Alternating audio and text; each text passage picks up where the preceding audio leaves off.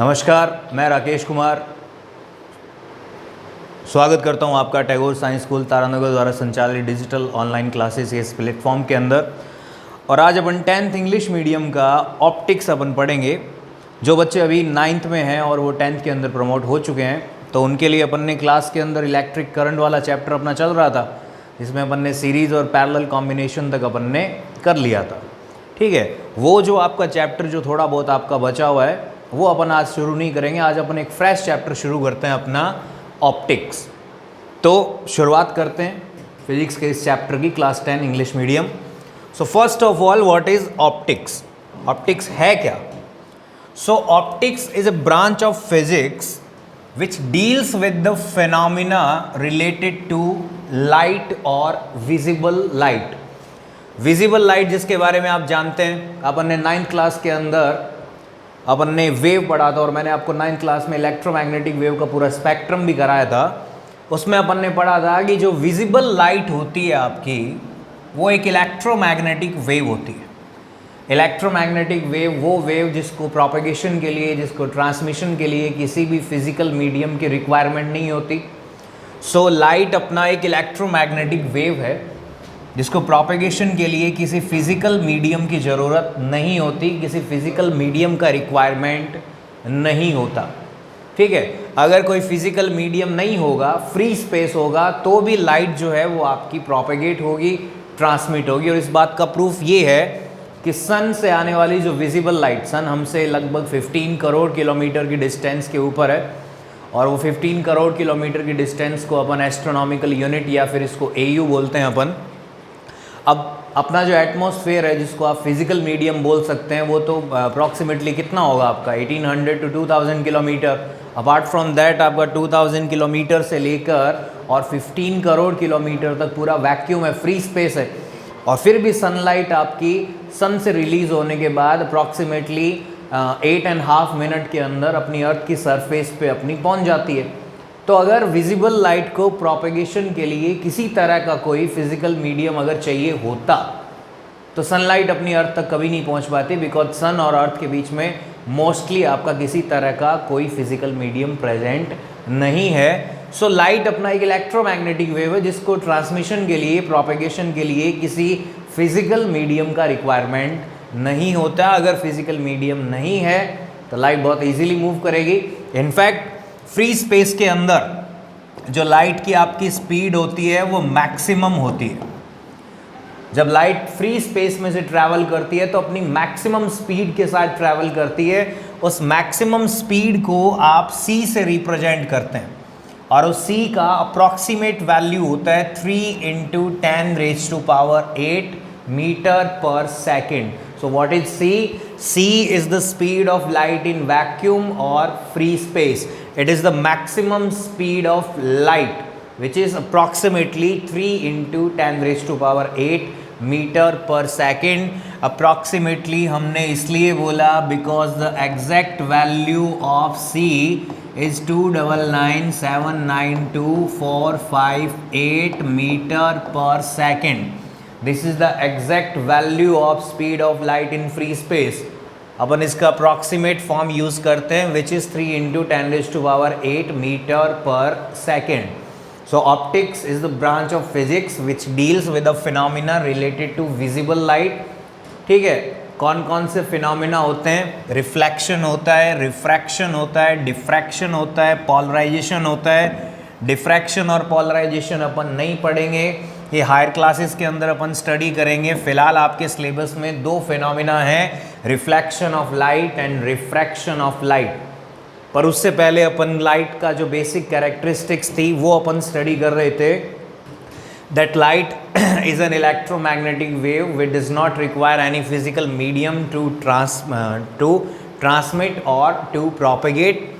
And if light travels in free space और in vacuum, then the speed of light is maximum, and that maximum speed of light is represented by c, and c is equal to 3 × 10⁸ metre पर second. So light अगर अपना EM wave है तो हर wave के साथ अपना wavelength associate होता है, जिसको आप लैम्बडा से रिप्रेजेंट करते हैं। तो हमारी विजिबल लाइट जो है आपकी, उसके लिए वेवलेंथ का रेंज कितना होगा? वेवलेंथ का रेंज होता है आपका 400 nanometre to 700 nanometre. This is the wavelength range for the visible light. कुछ किताबों के अंदर आपको 380 टू 680 या 380 टू 780 आपको मिलेगा। अलग अलग किताबों के अंदर, अलग अलग रेफरेंस बुक के अंदर इस वेवलेंथ का वेरिएशन आपका चलता रहता है, पर यहाँ जो हम अपन पैरामीटर यूज़ कर रहे हैं वो है अपना 400 नैनोमीटर टू 700 नैनोमीटर। अब जो अपनी वाइट लाइट होती है, जो विजिबल लाइट होती है, वाइट कलर की जो लाइट होती है, उसमें आपके 7 कंपोनेंट कलर्स होते हैं। So white light is made up of 7 component colours and these 7 components are V stands for violet, I for indigo, B for blue, G for green, Y for yellow, O for orange and R for red. These are the 7 components which constitute the white light. So in visible light spectrum there are 7 components or there are 7 colors, and these 7 colors are VIBGYOR. VIBGYOR means violet, indigo, blue, green, yellow, orange, red. Violet is the color of minimum wavelength while red is the color of maximum wavelength. अगर आपसे question पूछा जाए कि सबसे कम minimum wavelength कौन से colour की होती है, तो violet is the color which has the minimum wavelength and red is the color which has the maximum wavelength. Violet colour का वेवलेंथ मिनिमम और रेड कलर का वेवलेंथ मैक्सिमम होता है। ओके, सो वाइट लाइट के अंदर, visible light spectrum के अंदर total number of colours कितना हुआ आपका? 7। उन 7 कलर्स के नाम क्या हुए? VIBGYOR, violet, indigo, blue, green, yellow, orange, red. Violet का वेवलेंथ मिनिमम और रेड का wavelength maximum. Let's move on to the next page. Now अब वॉयलेट से लेके रेड कलर तक अपना क्या था? Visible light. पर इसके बियॉन्ड या इससे पहले क्या होगा? वॉयलेट कलर से कम वेवलेंथ जिसकी होती है उसको अपन यूवी रेडिएशन या अल्ट्रा वॉयलेट रेडिएशन बोलते हैं।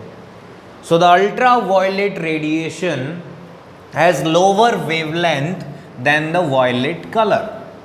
सो वॉयलेट कलर से कम वेवलेंथ वाला जो आपका इलेक्ट्रोमैग्नेटिक रेडिएशन है उसका नाम है आपका अल्ट्रा वॉयलेट, यूवी, जो अपन वाटर फिल्टर में भी काम लेते हैं। आपके घर पे जो एक्वागार्ड या बाकी अगर किसी और कंपनी का कोई आपका वाटर फिल्टर आपका अपरेटस लगा हुआ है, उस पर लिखा हुआ मिलेगा UV plus RO. That UV is ultraviolet radiation which is used to filter the water. Another use of UV is, इसको यूज़ नहीं कह सकते अपन, वेल्डिंग के दौरान जिन जॉइंट्स के बीच में वेल्डिंग कर रहे होते हैं अपन, उनका टेम्परेचर आपका बहुत ज़्यादा होता है और उस इतने ज़्यादा टेम्परेचर पे वहाँ से जो इलेक्ट्रोमैग्नेटिक रेडिएशन आपका रिलीज़ होता है वो आपका अल्ट्रा वॉयलेट रेडिएशन होता है। उसी से बचने के लिए वो वेल्डिंग करने वाला जो ब्लैक आपके ग्लासेज होता है, जो ब्लैक सन ग्लासेज होता है, वो पहन के अपना वेल्डिंग करता है to protect the eyes from the harmful effects of ultraviolet radiation. So ultraviolet radiation has a lower wavelength than the violet color. Now what is beyond the visible light spectrum? Red colour से ज़्यादा wavelength वाला component आपका कौन सा है? Infrared, that is IR. So IR or infrared is the component which has the greater wavelength than the red color. और infrared जो आपका रेडिएशन है, कोई भी आपकी हॉट ऑब्जेक्ट, कोई भी hot object, and by hot object I mean the temperature is greater than 0 kelvin. कोई भी हॉट ऑब्जेक्ट जो है वो अपना इंफ्रारेड रेडिएशन रिलीज करता है। ठीक है, ये वही इंफ्रारेड रेडिएशन है जो आपकी RCU, that is remote control unit, और वो रिमोट आपका किसी का भी हो, पुराने टाइम का मतलब अभी जो स्मार्ट टीवी वगैरह में जो अपन रिमोट यूज़ करते हैं वो तो ब्लूटूथ से ऑपरेट होते हैं। उससे पहले वाले जो आपके रिमोट थे उनके अंदर इंफ्रारेड अपना काम में आता था। So infrared is the component of electromagnetic radiation which has the greater wavelength than the red colour. An application of infrared are in remote control unit. इसके अलावा इंफ्रारेड जो था आपका वो मसल्स को रिलैक्स करने में भी काम आता है, इसीलिए जब अपन कहीं पे कोई जॉइंट पेन हो रहा होता है गर्म पानी का सेक लगाते हैं, बिकॉज उस गर्म पानी से जो इंफ्रारेड रेडिएशन आपका रिलीज होता है वो मसल्स को रिलैक्स करने का या एक तरह से पेन में रिलीफ प्रोवाइड करने का काम करता है। So these are the two aspects which are beyond the visible light spectrum, first ultraviolet and second one infrared. Next characteristics of visible light is that RGB, that is red, green, blue. These three colors are called primary colors. What are primary colors? RGB, that is red, green and blue. So red, green and blue are called primary colors.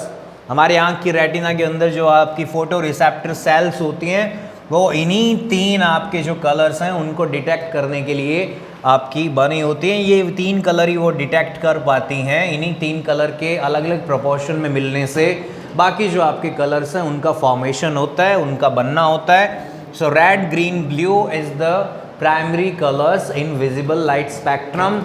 Video technology में जो video signal हमारी colour screen पे आते हैं, चाहे वो आपका TV हो या कोई और हो, हर कलरफुल स्क्रीन पर आने वाले जो वीडियो सिग्नल होते हैं उनमें ये तीन ही कलर के कंपोनेंट आपके होते हैं, red, green and blue, RGB। So red, green and blue are the primary colours. Next, अब कोई भी आपको ऑब्जेक्ट जो है वो कलरफुल या वाइट और ब्लैक क्यों नजर आता है? ठीक है, हमें अलग अलग चीज़ें अलग अलग कलर की दिखाई देती हैं। कोई ब्लू कलर का दिखाई देता है आपको, जैसा ये अभी आपका बैकग्राउंड जो है ये आपको ग्रीन कलर का दिखाई दे रहा है। ठीक है, उस पे जो हमने अभी ऊपर से जो मार्किंग की आपकी वो वाइट कलर की है, ये जो आपका येलो कलर का है। कोई भी चीज़ जिस भी कलर की अपने को दिखाई देती है वो उस कलर की क्यों दिखाई देती है, उसके पीछे का रीज़न क्या है? उसके पीछे का रीज़न ये है कि कोई भी आपकी देखो विजिबल लाइट जो है वो हमारे लिए चीज़ों को विजिबल बनाती है। कैसे? कि कोई भी चीज़ हमारे लिए तभी विजिबल होगी जब लाइट आपकी उस पर इंसिडेंट होती है और फिर रिफ्लेक्ट होके हमारी आइज़ तक आती है। जिस किसी भी ऑब्जेक्ट से लाइट रिफ्लेक्ट होके हमारी आंखों तक नहीं पहुंच पाती वो चीज़ हमारे लिए इनविजिबल होती है, हम उसको देख नहीं पाते। So visible light is a factor which makes the thing visible to us. ठीक है, अब कोई भी ऑब्जेक्ट है उस पर व्हाइट लाइट आपका इंसिडेंट हो रहा है। व्हाइट लाइट इंसिडेंट होने का मतलब कितने कलर इंसिडेंट हो रहे हैं आपके? 7, वॉयलेट से लेकर रेड तक 7 कलर उस पर इंसिडेंट हुए। मान लीजिए कि उस ऑब्जेक्ट ने क्या किया कि ग्रीन कलर को छोड़ के बाकी जो सारे कलर थे उनको एब्जॉर्ब कर लिया और ग्रीन कलर जो था उसको रिफ्लेक्ट कर दिया, जैसे ये बोर्ड। ठीक है, तो हुआ ये कि जो आपका सरफेस था ऑब्जेक्ट का या जो ऑब्जेक्ट था उस पर आपने व्हाइट लाइट इंसिडेंट की जिसमें आपके कितने कलर थे? 7। वो जो 7 कलर थे उन 7 में से उस ऑब्जेक्ट ने क्या किया? ग्रीन कलर को छोड़ के बाकी जो 6 कलर थे, रिमेनिंग जो 6 कलर्स थे उनको एब्जॉर्ब कर लिया और ग्रीन कलर को रिफ्लेक्ट कर दिया। जब ये ग्रीन कलर की लाइट को रिफ्लेक्ट करेगा तो आपको ये ऑब्जेक्ट जो है वो कैसा दिखाई देगा? ग्रीन कलर का दिखाई देगा। तो किसी ऑब्जेक्ट का कलर जो होता है वो एक्चुअल में क्या होता है कि वो ऑब्जेक्ट जिस कलर की लाइट रिफ्लेक्ट करता है, जिस कलर की लाइट वो रिफ्लेक्ट करता है वही कलर उस ऑब्जेक्ट का हमें नज़र आता है। जैसे ये बैकग्राउंड जो है ये आपका जिस पे जब आपकी वाइट लाइट इंसिडेंट हो रही है तो ये ग्रीन कलर को छोड़ के बाकी सारे कलर को एब्जॉर्ब करता है, ग्रीन कलर को रिफ्लेक्ट कर रहा है, इसलिए आपको इसका अपीयरेंस जो था वो कैसा नज़र आ रहा है? ग्रीन कलर का नज़र आ रहा है। अगर मान लीजिए कोई ऑब्जेक्ट आपका येलो है, जैसे ये आपके अक्षर यहाँ पे लिखे हुए हैं, येलो कलर का जो ऑब्जेक्ट है वो क्या करेगा कि येलो कलर को छोड़ के बाकी सब एब्जॉर्ब कर लेगा और येलो कलर जो है उसको रिलीज कर देगा। ठीक है, तो जब उस ऑब्जेक्ट से आने वाली जो लाइट जो फिलहाल येलो कलर की है वो जब हमारी आंख में एंटर करेगी तो हमारी रेटिना जो थी उसको कैसे परसीव करेगी? येलो कलर की तरह। तो किसी ऑब्जेक्ट का जो कलर है आपका, वो कलर आपका उस ऑब्जेक्ट के द्वारा जो लाइट आपकी रिफ्लेक्ट की जाती है, जो रिलीज की जाती है वापस, ठीक है, उस लाइट के कलर के सेम होता है। जैसा वो कलर आपका रिलीज करेगा वही ऑब्जेक्ट हमें उसी कलर का दिखाई देगा। अब अगर मान लीजिए कोई सरफेस ऐसी है जिसने सारे के सारे कलर ही एब्जॉर्ब कर लिए, कुछ भी रिफ्लेक्ट नहीं किया, तो अगर कोई सरफेस अपने ऊपर इंसिडेंट सारे कलर्स को एब्जॉर्ब कर लेती है, कुछ भी रिफ्लेक्ट नहीं करती, तो हाँ वो ऑब्जेक्ट हमें कैसा दिखाई देता है? ब्लैक दिखाई देता है। So black is the absence of light, इसीलिए अंधेरा काला होता है, क्योंकि वहाँ से कुछ भी रिफ्लेक्ट होके वापस नहीं आ रहा होता है। अगर कोई ब्लैक ऑब्जेक्ट है तो वो ब्लैक इसलिए है क्योंकि उस पर जितना भी लाइट आपका इंसिडेंट हो रहा है, अप्रॉक्सीमेटली उसका लगभग सारा जो पार्ट है वो एब्जॉर्ब हो जाता है, ठीक है, कुछ भी रिफ्लेक्ट नहीं हो पाता। और जब कोई भी कलर रिफ्लेक्ट होके नहीं आएगा तो हमारे लिए वो ऑब्जेक्ट ब्लैक कलर का दिखाई देगा, ठीक है। अप्रॉक्सीमेटली ही आपका एब्जॉर्प्शन होता है, 100%, एग्जैक्टली 100% एब्सॉर्प्शन किसी का नहीं होता सिवाय ब्लैक होल को छोड़ के, जहाँ से विजिबल लाइट भी एस्केप होके नहीं आ पाती। आमतौर पे डेली लाइफ के अंदर आप जो ब्लैक कलर के ऑब्जेक्ट देखते हैं वो मान लीजिए कि maximum amount of incident radiation absorb कर लेते हैं, कुछ ना कुछ हिस्सा देखिए वो रिफ्लेक्ट करते हैं, तभी तो वो हमें दिखाई देते हैं, चाहे ब्लैक ही दिखाई दो। अगर वो 100% ही एब्जॉर्ब कर लेते तो वो ब्लैक छोड़िए हमें दिखाई भी नहीं देते, वो आपका इनविजिबल होते हैं हमारे लिए, ठीक बात। तो जो आपका ब्लैक होता है is the absence of all the component colours of visible light. तो अगर कोई ऑब्जेक्ट सारे के सारे कलर्स एब्जॉर्ब कर लेता है तो हम उसको क्या बोलते हैं? हम उसको ब्लैक कलर का ऑब्जेक्ट बोलते हैं, वो हमें ब्लैक कलर की तरह परसीव होता है। अगर कोई सरफेस ऐसी है जो सारे के सारे कलर को रिफ्लेक्ट कर दे, अपने पास कुछ ना रखे, आपने 7 कंपोनेंट कलर्स इंसिडेंट किए और इस लाइट ने क्या किए? 7 के 7 कंपोनेंट से क्या कर दिए? रिफ्लेक्ट कर दिए। अगर कोई सरफेस 7 के 7 कंपोनेंट से आपके रिफ्लेक्ट कर देती है तो वो ऑब्जेक्ट आपको कैसा नज़र आता है? वाइट कलर का नज़र आता है। तो सारे के सारे एब्जॉर्ब करने वाला कैसा होगा? ब्लैक। और सारे के सारे आपके रिफ्लेक्ट करने वाला कैसा होगा? आपका वाइट कलर का होगा। So black is the absence of all the component colours of visible light spectrum and white is the presence of all the component colors of visible light spectrum. Okay, next इसका आपका थोड़ा बहुत little bit introduction आपका book में दिया हुआ है, ज़्यादा डिटेल में तो नहीं जाएंगे अपन, dual nature and all that ये आप 12th क्लास में पढ़ेंगे, पर उसका नाम दिया हुआ है। देखिए लाइट आपकी वेव की तरह बिहेव करती है, ये हम जानते हैं, ठीक है। जो फिनोमिना अभी हम पढ़ेंगे, रिफ्लेक्शन, रिफ्रैक्शन, ये सारे तभी एक्सप्लेन किए जा सकते हैं जब आप लाइट को एज अ वेव आप ट्रीट करते हैं। पर इसका मतलब ये नहीं कि लाइट का सिर्फ ओनली नेचर आपका वेव ही होता है, कुछ ऐसे फिनोमिना भी हैं जो आपकी वेव नेचर के बेसिस पे एक्सप्लेन नहीं होते। For example photo electric effect एक आपका फिनोमिना है, लाइट से रिलेटेड है। मतलब सीधा सा ये है कि जब आप किसी कुछ ऐसे सर्टेन मटेरियल्स हैं जिन पर आप विजिबल लाइट इंसिडेंट करते हैं तो वो अपने इलेक्ट्रॉन रिलीज कर देते हैं, इलेक्ट्रॉन उनको छोड़ के चले जाते हैं, ठीक है। विजिबल लाइट के इंसिडेंट होने से सरफेस से इलेक्ट्रॉन का बाहर निकल जाना जो है उसको फोटो इलेक्ट्रिक इफेक्ट कहते हैं, ठीक है। अब वो इलेक्ट्रॉन का जो एमिशन है सरफेस से वो आप वेव थ्योरी के बेसिस पे एक्सप्लेन नहीं कर सकते, ठीक है। तो रिफ्लेक्शन, रिफ्रैक्शन वगैरह ये जो फिनोमिना थे, इनको तो आप वेव नेचर के आधार पर उनको अपन क्लैरिफाई कर सकते हैं, उनको एक्सप्लेन कर सकते हैं। पर कुछ फिनोमिना ऐसे भी थे जिनको अपन वेव थ्योरी पर नहीं, ठीक है, एक्सप्लेन कर सकते। उनको एक्सप्लेन करने के लिए हमें लाइट को कंसीडर करना पड़ता है एज ए पार्टिकल, ठीक है। तो कुछ फिनोमिना ऐसे हैं जिसमें लाइट वेव की तरह बिहेव करती है, कुछ फिनोमिना ऐसे हैं जिसमें लाइट आपका पार्टिकल की तरह बिहेव करती है, विच मीन्स लाइट जो है उसका ड्यूअल नेचर होता है। और सिर्फ लाइट का नहीं, डी ब्रॉगली नाम का साइंटिस्ट था, उसने अपना हाइपोथेसिस दिया था मैटर वेव का, ठीक है। किसका? मैटर वेव का।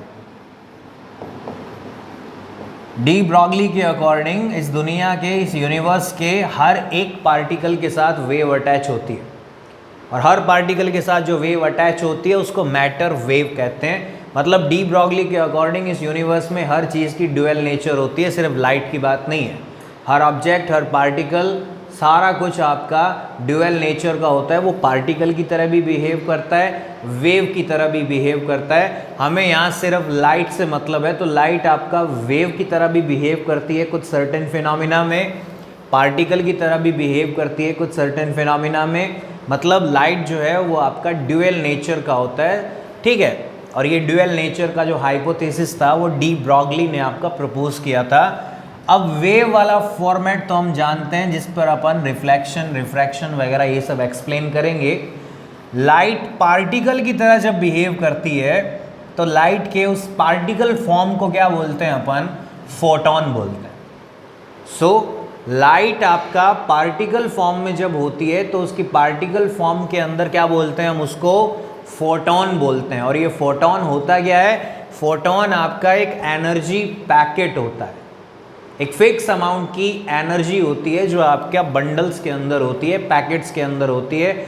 उन एनर्जी पैकेट्स को जो विजिबल लाइट बनाते हैं उनको अपन क्या बोलते हैं? फोटॉन बोलते हैं, ठीक है।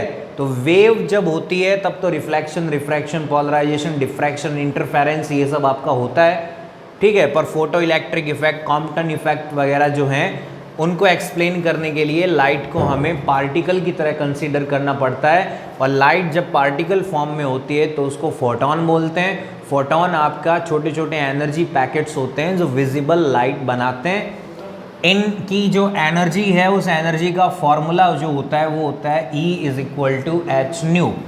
E अपना एनर्जी, H अपना प्लांक्स कांस्टेंट, मैक्स प्लांक जिसने क्वांटाइजेशन या क्वांटम प्रिंसिपल जिन्होंने प्रपोज किया था, H इज प्लांक कांस्टेंट।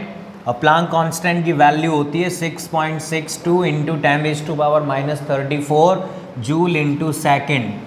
जब आप एटम पढ़ेंगे और उसके अंदर जब आप बोर्स एटॉमिक मॉडल पढ़ेंगे तब आपको ये प्लांक कांस्टेंट जो है वो वहाँ पर काम आएगा। तो याद रखिएगा इसका value 6.62 into 10⁻⁻34 joule into second. Nu होती है आपकी फ्रीक्वेंसी ऑफ लाइट, फ्रीक्वेंसी जिसका यूनिट होता है hertz, okay. So E is equal to h nu. H nu आपका होता है एनर्जी ऑफ फोटॉन। H होता है प्लांक कांस्टेंट, 9th क्लास में हमने आपको ये एक बार बता भी चुके हैं प्लांक कांस्टेंट क्या होता है, वैल्यू भी लिखवा चुके हैं। 6.62 इंटू 10⁻⁻34 जूल इंटू सेकेंड। और न्यू क्या होती है आपकी? फ्रीक्वेंसी, फ्रीक्वेंसी का यूनिट हर्ट्ज। ये आपकी फोटॉन की एनर्जी का फॉर्मूला था।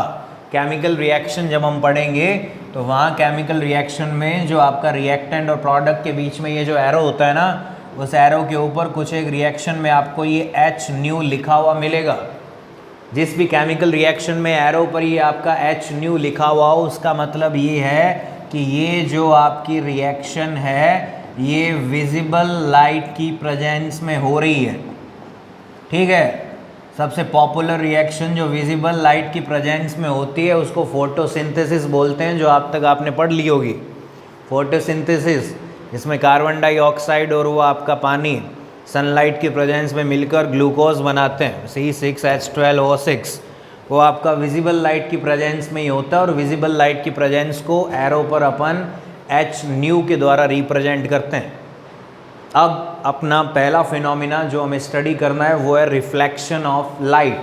रिफ्लेक्शन को कुछ इस तरह से समझिए कि आपने मान लीजिए कि एक बॉल उठा के आपने दीवार की तरफ प्रोजेक्ट की, वो बॉल वॉल से आपकी टकराएगी, दीवार से टकराएगी और कॉलिजन के बाद वापस आपकी तरफ आएगी, ठीक है। अब मान लीजिए कि बॉल की जगह को आपकी कोई लाइट वेव होती, जो लाइट वेव आपने किसी सरफेस की तरफ स्ट्राइक की, सरफेस पे इंसिडेंट की, और वो अगर वेव उस सरफेस से कोलाइड करके उससे टकरा के आपकी तरफ ही अगर वापस आ जाए तो उस फिनोमिना को आप रिफ्लेक्शन ऑफ लाइट बोलते हैं, which means bouncing back of light रे फ्रॉम ए सरफेस। अगर किसी सरफेस पे लाइट रे इंसिडेंट हुई और उस सरफेस से टकरा के वो लाइट रे उसी मीडियम में वापस आ गई, उसी मीडियम में, ये बात आप याद रखिएगा, back into the same medium, okay. जब रिफ्लेक्शन होता है तो लाइट उसी मीडियम में वापस आ जाती है। मतलब ये कि मीडियम चेंज नहीं होता, रिफ्लेक्शन में मीडियम चेंज नहीं होता। लाइट रे आपकी सरफेस पे स्ट्राइक करेगी और स्ट्राइक करने के बाद उसी मीडियम में वापस आ जाएगी। इस फिनोमिना को रिफ्लेक्शन ऑफ लाइट बोलते हैं, ठीक है। तो किसी सरफेस से लाइट का टकरा के उसी मीडियम में वापस आ जाना रिफ्लेक्शन ऑफ लाइट होता है। अब देखिए यहाँ जो डायग्राम हमने बनाया है ये है वो सरफेस जिसकी हम बात कर रहे हैं, जिससे हमारी लाइट जो थी वो स्ट्राइक करके और वापस आएगी उसी मीडियम के अंदर। लाइट जिस सरफेस से स्ट्राइक करके वापस आ जाती है, रिफ्लेक्ट होके आ जाती है, उस सरफेस को रिफ्लेक्टिंग सरफेस बोलते हैं। क्या बोलते हैं मुन्ना? Reflecting surface. जिस सरफेस से लाइट आपकी इंसिडेंट हुई और रिफ्लेक्ट होकर उसी मीडियम में वापस आ गई, उस सरफेस को रिफ्लेक्टिंग सरफेस बोलते हैं। ठीक बात। अब ये है हमारी इंसिडेंट लाइट PQ। ये वो लाइट रे है जो हमारी इस रिफ्लेक्टिंग सरफेस को अप्रोच कर रही है। यहाँ Q पॉइंट पे आपकी इंसिडेंट होती है। ये Q जो है अपना, ये क्या हो गया अपना point of incidence. Reflecting surface पर ऐसा पॉइंट जहां पे लाइट रे स्ट्राइक करती है उसको पॉइंट ऑफ इंसिडेंस कहते हैं। और जो लाइट रे रिफ्लेक्टिंग सरफेस को स्ट्राइक करती है उस इनकमिंग लाइट रे को क्या बोलते हैं अपन? Incident ray. So PQ is incident रे। अब Q पर इसने स्ट्राइक किया, रिफ्लेक्शन होगा तो क्या होगा? लाइट रे वापस रिफ्लेक्ट होके उसी मीडियम में वापस चली जाएगी। तो ये लाइट रे इस Q पॉइंट पे इंसिडेंट हुई और इस सरफेस पे स्ट्राइक करने के बाद उसी मीडियम में वापस चली गई, उसी मीडियम में वापस बाउंस बैक कर गई।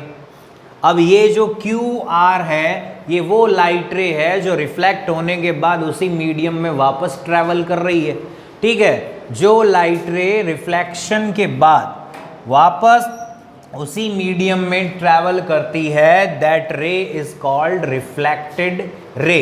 सो PQ is the incident ray and QR is the reflected ray. Okay, अब फिर ये MN क्या है? ये क्या है जो हमने बीच में बनाया इधर? देखिए MN जो है उसको नॉर्मल बोलते हैं। क्या बोलते हैं? नॉर्मल।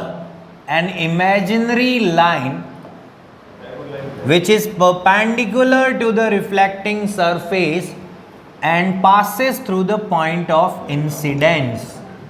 जो आपकी इमेजिनरी लाइन, ये इमेजिनरी लाइन है, हकीकत में रियलिटी में जब भी रिफ्लेक्शन होता है तो ये नॉर्मल वगैरह वो सब वहाँ पे मौजूद नहीं होते। ये हमने हमारे समझने के लिए अपनी तरफ से कंस्ट्रक्ट किया है। So normal is an imaginary line which passes through the point of incidence and which is normal or which is perpendicular to the reflecting surface। so reflecting surface के perpendicular point of incidence से पास होने वाली imaginary line को हम क्या बोलते हैं? normal बोलते हैं। ठीक बात। अब यहाँ पे देखिए आपका लिखा हुआ है I और यहाँ क्या लिखा हुआ आपका R। I जो है उसको एंगल ऑफ इंसिडेंस बोलते हैं। What is I? I is angle of incidence। Definition क्या होगी? The angle between incident ray and normal. The angle between normal and incident ray is called angle of incidence and this angle of incidence is represented by small I। यहां जो R है आपका वो है angle of reflection. क्या अपना? Angle of reflection. And what is the angle of reflection? The angle between reflected ray and normal. The angle between reflected ray and normal is called angle of reflection. So I is the angle of incidence which is the angle between incident ray and normal, and R is the angle of refraction which is the angle between normal and reflected ray। so reflecting surface क्या हुई? the surface from which the light reflects back into the same medium। the light ray which travel towards the reflecting surface is incident ray। the light ray which goes back into the same medium after reflection is called reflected ray। the imaginary line which passes through the point of incidence and perpendicular to the reflecting surface is called normal. The angle between normal and incident ray is called angle of incidence, and the angle between normal and reflected ray is called angle of reflection. अब अपना laws of reflection. अब कोई भी आपका physical phenomena है तो उसमें आपके कुछ फिजिकल लॉज होते हैं जो वहाँ पे डिटरमाइन करते हैं कि किस तरह का वो फिनोमिना होगा. यहाँ रिफ्लेक्शन के अंदर अपने को सिर्फ दो लॉज हैं आपके. There are two laws of reflection. First law is angle of incidence is equal to angle of reflection, which means incident light ray जिस एंगल पे स्ट्राइक करेगी, रिफ्लेक्टेड लाइट रे उसी एंगल पे वापस आपकी बाउंस बैक होगी इनटू द सेम मीडियम. मतलब कुल मिला के सीधी सरल लैंग्वेज के अंदर इंसिडेंट लाइट रे जितने एंगल पे इंसिडेंट होती है उतने ही एंगल पे आपकी रिफ्लेक्ट हो जाती है. So angle of incidence is equal to angle of reflection. ठीक है. Second law is incident ray, reflected ray and normal all lie in the same plane और they are coplanar. And what is this coplanar? See, this is the reflecting surface, okay? This is the normal, this is the incident ray, and this is the reflected ray. If we denote this axis by x and this axis by y, then all these three lines, this is incident ray, this is reflected ray, and this is normal. All three lines are lying in the same plane, and that same plane is xy plane. So that is the second law of reflection. Incident ray, reflected ray and normal all lie in the same plane. So there are two laws of reflection. First is angle of incidence is equal to angle of reflection, which is angle of I is equal to angle of R. And second law is incident ray, reflected ray and normal all lie in the same plane. These two laws govern the phenomena of reflection from any surface. And by any surface I mean the surface can be plane or the surface can be spherical. So no matter what kind of surface is, these two laws will always be valid for the reflection. So remember these two laws. First one is angle of incidence is equal to angle of reflection, and second one incident ray, reflected ray and normal all lie in the same plane. Okay. Next, there are two types of reflection. If we classify the reflection, then there will be two categories in which we can classify the phenomena of reflection. There are two categories of reflection. First one is regular reflection, second one is diffuse reflection. So how many types of reflection there are? There are two kinds of reflection. First one is regular, second one is diffused reflection, and these two types of reflection will be studied in the next video lecture. Till then, stay home, stay safe, be happy. Namaskar, Jai Hind, Jai Bharat.